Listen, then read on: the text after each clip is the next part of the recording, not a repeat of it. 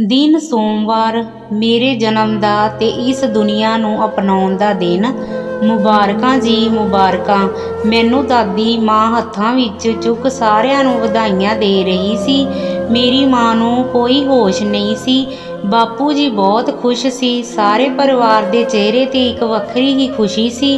मेरे दादा जी ਨੂੰ ਬੱਗਾ ਸਿਉਂ ने बाग विच जा सुनेहा दिता कि तुहाडे घर एक बच्चे ने जन्म लिया। दादा जी ने चढ़ते सूरज वाल सिर निवा रब दा शुक्रिया अदा करिया। हुण मैं कुछ वड्डा ते समझ विच हो गया हाँ ते दादा जी अज कल सोटी नाल तुरदे ने। माँ ते बापू जी दे बाल भी चिट्टे हुंदे जा रहे हन। मैं अपनी माँ दे घर पूरे 12 साल बाद जन्म लिया सी। मैं अपने बापू जी नाल कई बार बाग विच जांदा हुंदा सी। साडा पुश्तां तो बागां दा ही व्यापार सी। साडे बाग विच निंबू बेर अंब ढेऊ अणाखां ते कई तरह दे फल सन। केले दे भी काफ़ी सारे रुख। यह बाग बहुत ही सारी जगह विच ਬਣਿਆ ਹੋਇਆ ਸੀ। बहुत सारे जानवर ते पंछी भी ਰਹਿੰਦੇ सन। साडे बाग दे साब तो पिछे जाके एक नुक्कड़ ते बहुत वड्डी वरमी सी। उस पासे कोई नहीं जांदा सी। ਉਹ ਥਾਂ इदां सी जिवें जन्नत होवे। ਸਭ ਤੋਂ ਜ਼ਿਆਦਾ ਫਲ ਵੀ ਉਸ ਪਾਸੇ ਵਾਲੇ ਰੁੱਖਾਂ ਨੂੰ ਹੀ ਲੱਗਦੇ ਸਨ, ਪਰ ਕਿਸੇ ਵਿੱਚ ਇੰਨੀ ਹਿੰਮਤ ਨਹੀਂ ਸੀ ਕਿ ਕੋਈ ਉੱਧਰ ਜਾ ਸਕੇ। ਮੈਨੂੰ ਦਾਦਾ ਜੀ ਦੱਸਦੇ ਹੁੰਦੇ ਸੀ ਕਿ ਉੱਥੇ ਇੱਕ ਜੋੜਾ ਸਗਾਂ ਸੱਪਾਂ ਦਾ ਰਹਿੰਦਾ ਹੈ ਜੋ ਉੱਥੋਂ ਦੇ ਸਾਰੇ ਫਲ ਖਾ ਜਾਂਦੇ। ਰੂਪਵੰਤ ਆਪਣੇ ਵੱਡੇ ਬਜ਼ੁਰਗ ਦੱਸਦੇ ਹੁੰਦੇ ਸੀ ਕਿ ਉਹ ਸਾਡੇ ਸਾਰੇ ਬਾਗ ਦੇ ਫਲ ਖਾ ਜਾਂਦੇ ਸਨ ਤੇ तेरे परदादा यानी कि मेरे पिता जी ने यह सब देख के चुप ना रहन बारे सोचा। ਉਹ बहुत बहादुर सन। ਉਹ ਇੱਕ ਦਿਨ ਉਸ ਥਾਂ ਤੇ ਗਏ ਤੇ ਸਰਪ ਉਹਨਾਂ ਦੇ ਸਾਹਮਣੇ ਸੀ। ਉਹਨਾਂ ਆਪਣੇ ਸਿਰ ਦਾ ਮੜਾਸਾ ਉਸਦੇ ਅੱਗੇ ਸੁੱਟ ਦਿੱਤਾ। ਜਦ ਉਸਨੇ ਡੱਸਣ ਦੀ ਕੋਸ਼ਿਸ਼ ਕੀਤੀ ਤੇ ਉਸਦੇ ਦੰਦ ਕੱਪੜੇ ਵਿੱਚ ਫਸ ਗਏ।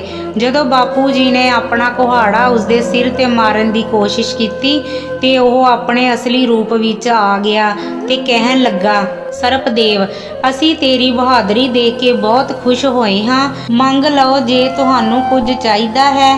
ਬਾਪੂ ਜੀ ਨੇ ਹੱਥ ਜੋੜ ਕੇ ਪ੍ਰਣਾਮ ਕੀਤਾ ਤੇ ਆਖਣ ਲੱਗੇ, ਬਾਪੂ ਜੀ, ਸਾਨੂੰ ਕੁਝ ਨਹੀਂ ਚਾਹੀਦਾ ਹੈ। ਐ ਦੇਵਤਾ, ਜੇ ਕੁਝ ਦੇਣਾ ਹੀ ਚਾਹੁੰਦੇ ਹੋ ਤਾਂ ਕਿਰਪਾ ਕਰੋ ਸਾਡੇ ਤੇ ਸਾਰੇ ਬਾਗ ਦੇ ਫਲਾਂ ਨੂੰ ਨਾ ਖਾਇਆ ਕਰੋ। ਤੁਸੀਂ ਸਭ ਤੋਂ ਪਿੱਛੇ ਵਾਲੀ ਜਗ੍ਹਾ ਲੈ ਲਓ। ਉੱਥੇ ਬਹੁਤ ਵਧੀਆ ਤੇ ਸਵਾਦਿਸ਼ਟ ਫਲ ਲੱਗਦੇ ਹਨ। ਸਰਪ ਦੇਵਤਾ ਨੇ ਗੱਲ ਮੰਨ ਲਈ ਤੇ ਬਦਲੇ ਵਿੱਚ ਕੁਝ ਲੈਣ ਬਾਰੇ ਫਿਰ ਕਿਹਾ। ਬਾਪੂ ਜੀ ਨੇ ਫਿਰ ਇਨਕਾਰ ਕਰਤਾ। ਫਿਰ ਸਰਪ ਦੇਵਤਾ ਨੇ ਕਿਹਾ ਕਿ ਅਗਰ ਤੁਹਾਨੂੰ ਆਪਣੇ ਲਈ ਕੁਝ ਨਹੀਂ ਚਾਹੀਦਾ ਤੇ ਆਪਣੇ ਪਰਿਵਾਰ ਲਈ ਕੁਝ ਮੰਗ ਲਵੋ। ਬਾਪੂ ਜੀ ਨੇ ਕਿਹਾ, ਜੀ ਆਪ ਜੀ ਅਗਰ ਕੁਝ ਦੇਣਾ ਹੀ ਚਾਹੁੰਦੇ ਹੋ ਤੇ ਆਪਣੀ ਇੱਛਾ ਅਨੁਸਾਰ ਜੋ ਮਰਜ਼ੀ ਦੇ ਦਿਓ। ਹੇ ਦੇਵ, ਸਰਪ ਦੇਵਤਾ ਨੇ ਇੱਕ ਵਰਦਾਨ ਦਿੱਤਾ। ਤੇਰੀ ਪੀੜ੍ਹੀ ਵਿੱਚ ਇੱਕ ਬੱਚਾ ਜਨਮ ਲਏਗਾ ਜਿਸ ਨੂੰ ਦੁਨੀਆ ਦੇ ਕਿਸੇ ਵੀ ਸਰਪ ਦਾ ਜ਼ਹਿਰ ਨੁਕਸਾਨ ਨਹੀਂ ਪਹੁੰਚਾ ਪਾਏਗਾ। ਅਗਰ ਇੱਦਾਂ ਦਾ ਕੁਝ ਹੋ ਵੀ ਗਿਆ ਤੇ ਉਸ ਦੀ ਜਾਨ ਨਹੀਂ ਜਾਏਗੀ।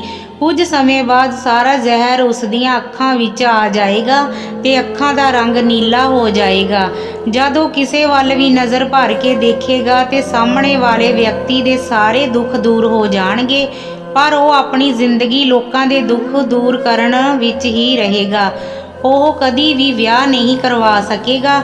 ਅਗਰ ਉਸਨੇ ਇਦਾਂ ਕਰ ਵੀ ਲਿਆ, ਜਿਸ ਵੀ ਇਸਤਰੀ ਨਾਲ ਵਿਆਹ ਕਰਾਵੇਗਾ ਉਸ ਦੇ ਨਾਲ ਜਿਨਸੀ ਰਿਸ਼ਤੇ ਬਣਾਉਣ ਦੀ ਕੋਸ਼ਿਸ਼ ਕਰੇਗਾ ਤੇ ਨੀਲੀਆਂ ਅੱਖਾਂ ਦਾ ਸਾਰਾ ਜ਼ਹਿਰ ਉਸ ਇਸਤਰੀ ਵਿੱਚ ਪ੍ਰਵੇਸ਼ ਕਰ ਜਾਏਗਾ, ਜਿਸ ਕਾਰਨ ਉਸ ਇਸਤਰੀ ਦੀ ਮ੍ਰਿਤਿੂ ਹੋ ਜਾਏਗੀ। ਇਸ ਲਈ ਉਸ ਨੂੰ ਕੁਆਰੇ ਰਹਿ ਕੇ ਹੀ ਸਾਡੇ ਵਰਦਾਨ ਦਾ ਫਾਇਦਾ ਸਾਰੀ ਲੁਕਾਈ ਨੂੰ ਦੇਣਾ ਹੋਏਗਾ। ਸਰਪਦੇਵ ਨੇ ਕਿਹਾ ਕਿ ਅਸੀਂ ਹੁਣ 100 ਵਰਸ਼ ਲਈ ਤਪੱਸਿਆ ਵਿੱਚ ਲੀਨ ਹੋ ਜਾਵਾਂਗੇ।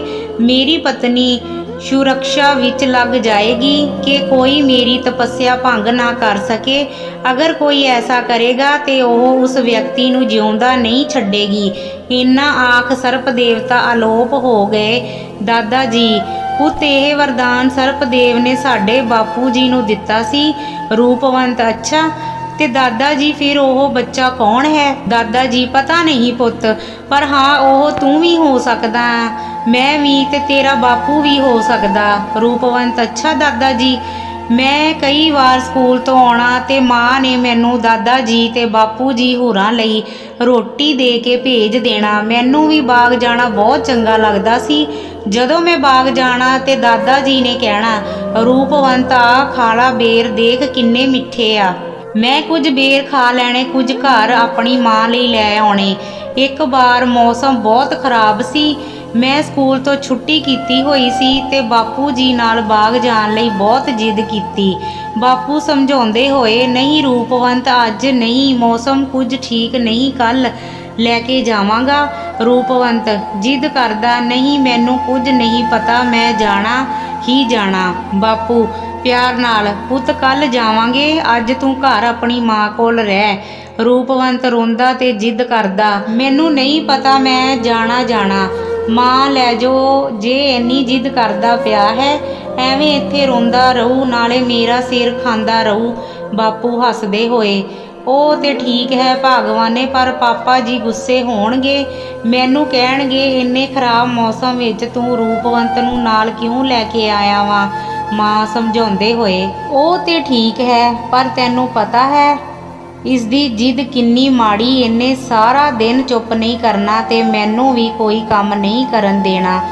ਰਹੀ ਗੱਲ ਪਾਪਾ ਜੀ ਦੀ, ਉਹਨਾਂ ਨੂੰ ਬੋਲ ਦਿਓ ਤੁਸੀਂ ਹੀ ਇਹਨਾਂ ਸਿਰ ਤੇ ਚੜਾਇਆ, ਹੁਣ ਭੁਗਤੋ ਤੇ ਲੈ ਜਾਓ, ਕੁਝ ਨਹੀਂ ਆਖਦੇ ਪਾਪਾ ਜੀ। ਬਾਪੂ ਚੱਲ ਠੀਕ ਹੈ, ਫਿਰ ਅਸੀਂ ਚੱਲਦੇ ਹਾਂ, ਉਠੋ ਤਾਂ ਐਵੇਂ ਮਿੱਟੀ 'ਚ ਲਿਟੀ ਜਾਂਦਾ ਵਾਂ। ਤੇ ਭਗਵਾਨੇ ਤੂੰ ਡੰਗਰਾਂ ਨੂੰ ਪੱਠੇ ਪਾ, ਪਾਣੀ ਡਾਹ, ਡੰਗਰ ਕੂਲੀ 'ਚ ਕਰਦੀ, ਮੌਸਮ ਬਹੁਤ ਖਰਾਬ ਵਾ, ਮੀਂਹ ਦਾ ਕੋਈ ਪਤਾ ਨਹੀਂ ਕਦੋਂ ਆ ਜੇ। ਮਾਂ ਠੀਕ ਹੈ ਜੀ। ਮੈਂ ਉੱਪਰ ਉੱਠ ਹੱਸ ਕੇ ਬਾਪੂ ਜੀ ਦੀ ਉਂਗਲ ਫੜ ਕੇ ਬਾਗ ਵੱਲ ਤੁਰ ਪਿਆ ਤੇ ਨਾਲੇ ਗੀਤ ਗਾਉਂਦਾ ਜਾਵਾਂ। ਕੱਚੀਆਂ ਕੱਚੀਆਂ ਉਮਰਾਂ ਨੇ, ਹਾਸੇ ਮਾਂ ਪਿਓ ਨਾਲ ਹੱਸਾਂ, ਉਮਰ ਚਾਹੇ ਨਿਆਣੀ, ਮੱਲਾ ਰੱਖ ਹੌਸਲੇ, ਮੈਂ ਪਹਾੜ ਟੱਪਾਂ। ਕੁਝ ਦੇਰ ਵਿੱਚ ਅਸੀਂ ਬਾਗ ਵਿੱਚ ਪਹੁੰਚ ਗਏ। ਪਾਪਾ ਜੀ ਤੂੰ ਇੰਨੀ ਹਨੇਰੀ ਵਾਲੇ ਮੌਸਮ ਵਿੱਚ ਰੂਪਵੰਤ ਨੂੰ ਕਿਉਂ ਨਾਲ ਲੈ ਕੇ ਆਇਆ? ਬਾਪੂ ਪਾਪਾ ਜੀ ਜਿੱਦ ਕਰਦਾ ਪਿਆ ਸੀ, ਫਿਰ ਮੈਂ ਕੀ ਕਰਦਾ? ਪਾਪਾ ਜੀ ਚੱਲ ਕੋਈ ਨਾ, ਰੋਟੀ ਲਿਆਂਦੀ ਮੇਰੀ।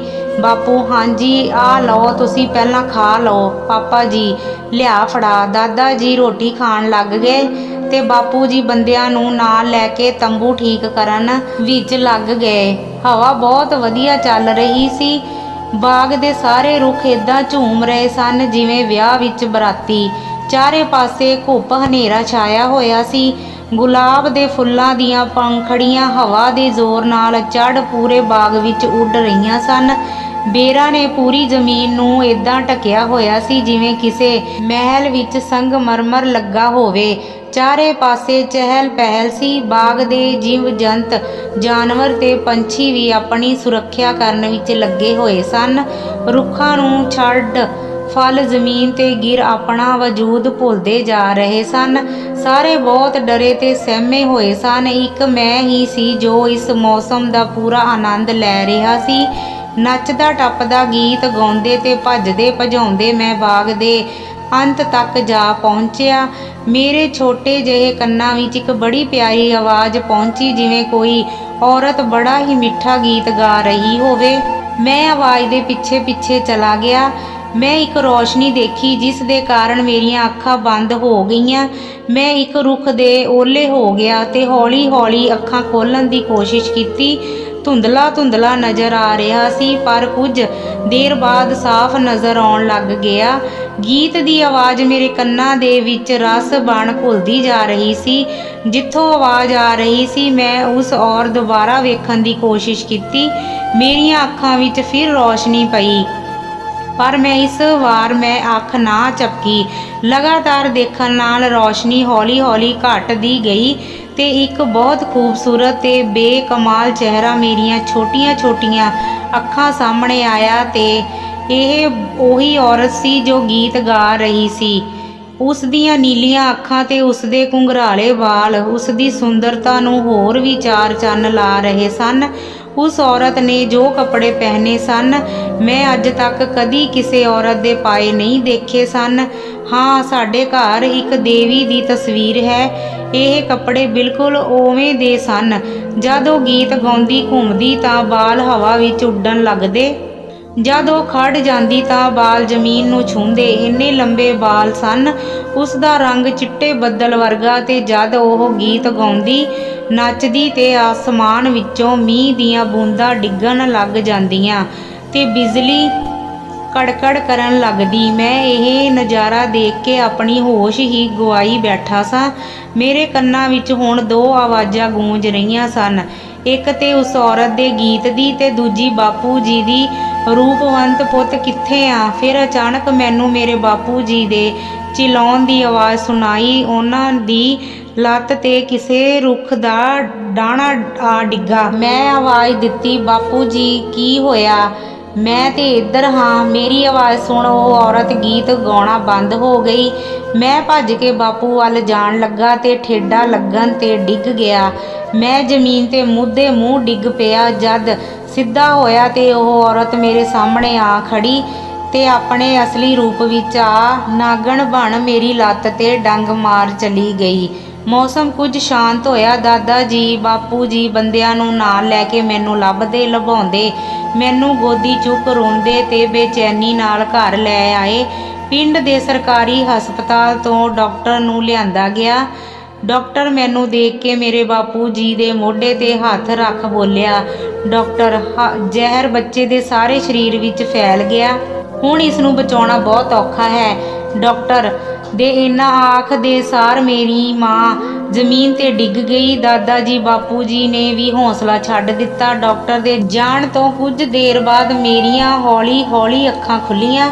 ਧੁੰਦਲਾ ਜਿਹਾ ਨਜ਼ਰ ਆ ਰਿਹਾ ਸੀ। ਸਾਰੇ ਰੋਂਦੇ ਪਏ ਸੀ।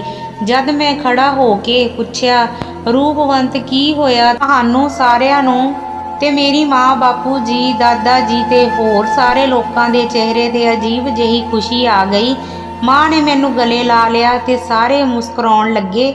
ਸਾਰੇ ਫਿਰ ਲੋਕ ਆਪੋ ਆਪਣੇ ਘਰ ਚਲੇ ਗਏ। ਰੂਪਵੰਤ, ਕੀ ਹੋਇਆ ਸੀ? ਪਾਪਾ ਜੀ ਕੁਝ ਨਹੀਂ ਪੁੱਤ, ਤੇਰੇ ਸੱਪ ਲੜ ਗਿਆ ਸੀ। ਰੂਪਵੰਤ, ਪਰ ਮੈਂ ਤੇ ਬਿਲਕੁਲ ਠੀਕ ਹਾਂ। ਪਾਪਾ ਜੀ, ਹਾਂ ਪੁੱਤ ਤੂੰ ਠੀਕ ਹੀ ਰਹੇ।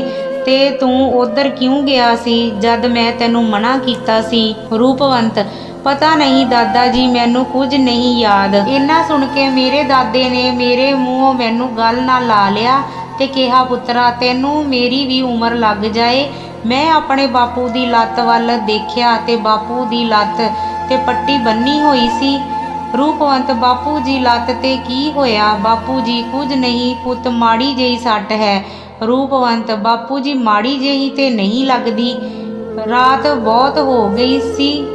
ਅਸੀਂ ਸਾਰੇ ਰੋਟੀ ਖਾ ਸੌ ਗਏ। ਸਵੇਰ ਹੋਈ ਤੇ ਮੈਨੂੰ ਕੁਝ ਵੱਖਰਾ ਜਿਹਾ ਲੱਗ ਰਿਹਾ ਸੀ, ਜਿਵੇਂ ਮੈਂ ਆਪਣੇ ਬਾਪੂ ਜੀ ਹੋਰਾਂ ਤੋਂ ਵੀ ਤਾਕਤਵਰ ਹੋਵਾਂ। ਮੈਂ ਅੱਜ ਆਪਣੇ ਡੰਗਰ ਨਹਵਾਏ, ਉਹਨਾਂ ਨੂੰ ਪੱਠੇ ਪਾਏ ਤੇ ਬਾਪੂ ਜੀ ਹੋਰਾਂ ਦੇ ਉੱਠਣ ਤੋਂ ਪਹਿਲਾਂ ਸਾਰਾ ਕੰਮ ਕਰ ਦਿੱਤਾ। ਬਾਪੂ ਜੀ ਉੱਠ ਮਨ ਵਿੱਚ ਸੋਚਣ ਲੱਗੇ, ਭਗਵਾਨ ਨੇ ਅੱਜ ਸਾਰਾ ਕੰਮ ਇੰਨੀ ਜਲਦੀ ਕਰ ਦਿੱਤਾ। ਪਰ ਮਾਂ ਤੇ ਹਾਲੇ ਚਾਹ ਹੀ ਬਣਾ ਰਹੀ ਸੀ। ਮਾਂ, ਚਾਹ ਪੀ ਲਓ ਜੀ, ਹਾਲੇ ਘਰ ਦਾ ਸਾਰਾ ਕੰਮ ਕਰਨ ਵਾਲਾ ਹੈ। ਬਾਪੂ, ਹੋਰ ਕਿਹੜਾ ਕੰਮ ਕਰਨਾ ਜੀ, ਸਾਰਾ ਕੰਮ ਤੇ ਕਰਤਾ ਤੁਸੀਂ। ਮਾਂ ਹੈਰਾਨੀ ਨਾਲ, ਮੈਂ ਸਾਰਾ ਕੰਮ ਕਰਤਾ ਜੀ, ਮੈਂ ਤੇ ਹਾਲੇ ਚਾਹ ਹੀ ਬਣਾ ਰਹੀ ਸੀ। ਬਾਪੂ, ਮਾਂ ਫਿਰ ਕਿੰਨੇ ਕੀਤਾ ਹੋਣਾ? ਪਾਪਾ ਜੀ ਤੇ ਬਾਗ ਵਿੱਚ ਨੇ। ਮੈਂ ਨਹਾ ਕੇ ਆਇਆ ਤੇ ਸ਼ੀਸ਼ਾ ਦੇਖਿਆ ਤੇ ਇੱਕਦਮ ਹੋਸ਼ ਗਵਾ ਕੇ ਬੋਲਿਆ, ਰੂਪਵੰਤ, ਬੇਬੇ ਬੇਬੇ। ਬਾਪੂ, ਮੈਂ ਆਵਾਜ਼ ਦਿੱਤੀ, ਦੋਨੋਂ ਆਏ। ਬਾਪੂ, ਮਾਂ ਕੀ ਹੋਇਆ ਪੁੱਤ? ਰੂਪਵੰਤ, ਆ ਦੇਖੋ ਮੇਰੀਆਂ ਅੱਖਾਂ ਦਾ ਰੰਗ ਨੀਲਾ ਕਿਉਂ ਹੋਇਆ ਹੈ। ਮੇਰੇ ਚਿਹਰੇ ਤੇ ਇੱਕ ਰੂਹਾਨੀ ਨੂਰ ਆ ਗਿਆ ਸੀ। ਮੇਰੇ ਬਾਪੂ ਜੀ ਤੇ ਮਾਂ ਮੇਰੇ ਚਿਹਰੇ ਨੂੰ ਨਿਹਾਰ ਰਹੇ ਸਨ। ਜਦ ਮੈਂ ਆਪਣੇ ਬਾਪੂ ਜੀ ਦੀ ਲੱਤ ਵੱਲ ਨਜ਼ਰ ਮਾਰੀ ਤਾਂ ਆਪਣੇ ਆਪ ਪੱਟੀ ਖੁੱਲ੍ਹ ਜ਼ਮੀਨ ਤੇ ਡਿੱਗ ਗਈ। ਲੱਤ ਚੰਦਨ ਵਾਂਗੂ ਸਾਫ਼ ਨਿਕਲ ਆਈ, ਜ਼ਖਮ ਦਾ ਦਾਗ ਤੱਕ ਨਾ ਰਿਹਾ। ਇਹ ਸਭ ਦੇਖ ਕੇ ਮੇਰੇ ਬਾਪੂ ਜੀ ਨੇ ਪਾਪਾ ਜੀ ਨੂੰ ਬੁਲਾਇਆ ਤੇ ਸਭ ਦੱਸ ਦਿੱਤਾ। ਪਾਪਾ ਜੀ ਨੇ ਮੇਰਾ ਮੱਥਾ ਚੁੰਮਿਆ ਤੇ ਮੇਰੇ ਸਿਰ ਤੇ ਹੱਥ ਫੇਰ ਮੈਨੂੰ ਗਲੇ ਨਾਲ ਲਾ ਕੇ ਕਿਹਾ, ਪਾਪਾ ਜੀ, ਇਹ ਵਰਦਾਨ ਰੂਪਵੰਤ ਦੇ ਹਿੱਸੇ ਆਇਆ ਹੈ। ਨੀਲੀਆਂ ਤਿਰਛੀਆਂ ਤੇਜ਼ ਨਿਗਾਹਾਂ ਤੋੜਨ ਦੁੱਖਾਂ ਦਾ ਬਖੇੜਾ। ਲੋਕ ਆਖਣ ਬੱਚਾ ਮੈਨੂੰ, ਪਰ ਬੇੜਾ ਤਰ ਗਿਆ ਮੇਰਾ। ਕੁਝ ਸਾਲਾਂ ਬਾਅਦ ਅੱਜ ਮੈਂ ਪੂਰੇ 22 ਸਾਲ ਦਾ ਹੋ ਗਿਆ। ਸਾਡੇ ਘਰ ਬਹੁਤ ਦੁਖੀ ਲੋਕ ਆਉਣ ਲੱਗੇ ਤੇ ਆਪਣੇ ਦੁੱਖਾਂ ਤੋਂ ਰਾਹਤ ਪਾਉਣ ਲੱਗੇ, ਪਰ ਇਸ ਨੀਲੀਆਂ ਅੱਖਾਂ ਦੀ ਇੱਕ ਬੰਦਿਸ਼ ਵੀ ਸੀ ਜੋ ਆਪਾਂ ਪਿੱਛੇ ਕਹਾਣੀ ਵਿੱਚ ਪੜ੍ਹ ਕੇ ਆਏ ਹਾਂ। ਮੈਂ ਦੁਖੀਆਂ ਦੇ ਦੁੱਖ ਤੇ ਦੂਰ ਕਰ ਸਕਦਾ ਸਾਂ, ਪਰ ਜਦ ਮੇਰੇ ਮਾਂ ਪਿਓ ਪਿੰਡ ਵਿੱਚ ਕਿਸੇ ਦੀ ਜੰਝ ਚੜ੍ਹਦੀ ਵੇਖਦੇ ਤੇ ਮੇਰੇ ਚਿਹਰੇ ਵੱਲ ਦੇਖ ਕੇ ਖਾਮੋਸ਼ ਹੋ ਜਾਂਦੇ ਸਨ, ਮੈਂ ਉਹਨਾਂ ਦੇ ਚਿਹਰੇ ਦੇ ਪਿੱਛੇ ਦੀ ਚੁੱਪ ਨੂੰ ਸਮਝ ਸਕਦਾ ਸਾਂ। ਨੀਲੀਆਂ ਅੱਖਾਂ ਦੀ ਸ਼ਕਤੀ ਦੁਖੀਆਂ ਲਈ ਤੇ ਵਰਦਾਨ ਬਣ ਗਈ, ਪਰ ਮੇਰੇ ਤੇ ਮੇਰੇ ਪਰਿਵਾਰ ਲਈ ਕਿਸੇ ਸ਼ਰਾਫ ਤੋਂ ਘੱਟ ਨਹੀਂ ਸੀ। ਮੈਂ ਆਪਣੀ ਮਾਂ ਦੀ ਕੁੱਖੋਂ ਕਾਫੀ ਸਮੇਂ ਬਾਅਦ ਜਨਮ ਲਿਆ ਸੀ। ਮੇਰੇ ਮਾਂ ਪਿਓ ਵਿੱਚ ਹੁਣ ਇੰਨੀ ਤਾਕਤ ਨਹੀਂ ਸੀ ਕਿ ਉਹ ਦੂਜੇ ਬੱਚੇ ਨੂੰ ਪੈਦਾ ਕਰ ਸਕਣ। ਮੈਂ, ਮੇਰੇ ਮਾਂ ਪਿਓ, ਅਸੀਂ ਤਿੰਨੋਂ ਜਿੱਧਰ ਦੁਖੀ ਸੀ ਉੱਧਰ ਲੋਕ ਸਾਡੇ ਤੋਂ ਬਹੁਤ ਖੁਸ਼ ਸਨ। ਮੇਰੇ ਪਾਪਾ ਜੀ ਸਾਨੂੰ ਸਭ ਨੂੰ ਸਮਝਾਇਆ ਕਰਦੇ ਸਨ ਤੇ ਕਿਹਾ ਕਰਦੇ ਸਨ ਕਿ ਆਪਾਂ ਬਹੁਤ ਭਾਗਾਂ ਵਾਲੇ ਹਾਂ ਜੋ ਰੱਬ ਨੇ ਇਹ ਦਾਤਾਂ ਸਾਡੀ ਝੋਲੀ ਪਾਈਆਂ। ਫਿਰ ਕੁਝ ਦੇਰ ਬਾਅਦ ਮੈਂ ਵੀ ਇਸ ਵਰਦਾਨ ਨੂੰ ਸਮਝ ਗਿਆ ਤੇ ਲੋਕਾਂ ਦੀ ਸੇਵਾ ਵਿੱਚ ਮੈਂ ਤੇ ਮੇਰਾ ਪਰਿਵਾਰ ਲੱਗ ਗਏ।